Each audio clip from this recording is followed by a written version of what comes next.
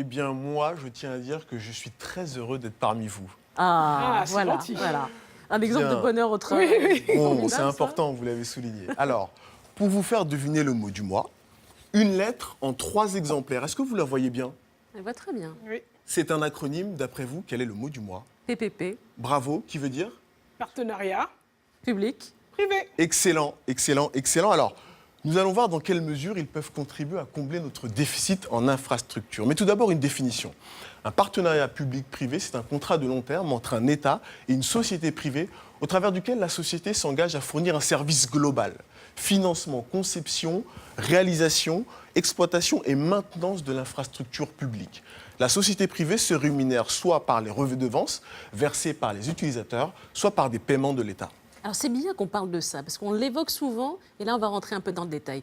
Quel est l'intérêt pour nos États de recourir au partenariat public-privé? Eh bien, de développer les infrastructures, routes, ponts, ports dont nous avons besoin. Je rappelle qu'il nous faudrait investir 50 milliards de dollars supplémentaires par an pendant la prochaine décennie pour combler notre retard. En s'associant avec des sociétés privées, nos États peuvent accéder au financement plus facilement. Ils peuvent également bénéficier des compétences techniques des sociétés privées et également partager les risques. Et aujourd'hui, les PPP s'étendent à tout le continent. Oui, l'an dernier, nos États ont mis en chantier 286 projets pour un total de 324 milliards de dollars. 15% de ces projets étaient financés via PPP. Bonne nouvelle pour certains de nos téléspectateurs, grâce au partenariat public-privé, l'Afrique de l'Ouest est devenue la première région pour les projets d'infrastructure. Je vous propose de le découvrir plus en détail grâce à la carte qui apparaît sur vos écrans. Regardez bien. 32% des projets sont situés en Afrique de l'Ouest. La deuxième région, c'est l'Afrique australe, avec un peu moins de 30% des projets. Elle est suivie de l'Afrique de l'Est, 15% des projets. Quant à l'Afrique centrale, elle est dernière avec seulement 8% des projets d'infrastructure. Et Régis, est-ce qu'on sait qui réalise ces chantiers PPP? Dans une assez bonne proportion, les entreprises africaines. Jetons un coup d'œil sur l'animation qui apparaît sur vos écrans. Regardez, près de 27% des chantiers sont exécutés par des entreprises africaines. En deuxième position, les entreprises chinoises, avec 22% des réalisations. Et dans une très moindre mesure, les entreprises italiennes, françaises et portugaises. Il y a un pays qui est pionnier, on ne le dit pas assez en matière de PPP, c'est le Sénégal. Alors souvenez-vous, nous avions réalisé un reportage sur l'autoroute Dakar-Diamniadio, mise en service en 2013. C'est la première autoroute d'Afrique subsaharienne financée via PPP.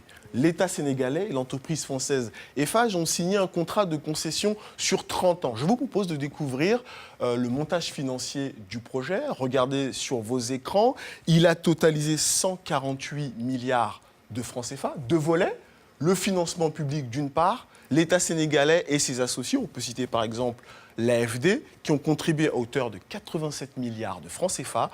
L'autre volet, financement privé, c'est Eiffage, 61 milliards de francs CFA. Mais du coup, Eiffage se rémunère comment? Sur les péages versés par les automobilistes, à chaque fois qu'un automobiliste paye par exemple 1000 francs CFA, l'État et Eiffage perçoivent chacun 30%. Les 40% restants servent à rembourser l'emprunt. Je précise que Eiffage est soumise ou doit respecter des objectifs de performance, par exemple la surveillance ou l'entretien de l'autoroute. Alors, on va parler aussi du revers de la médaille. Il y a de plus en plus de critiques autour des partenariats publics-privés. Pourquoi?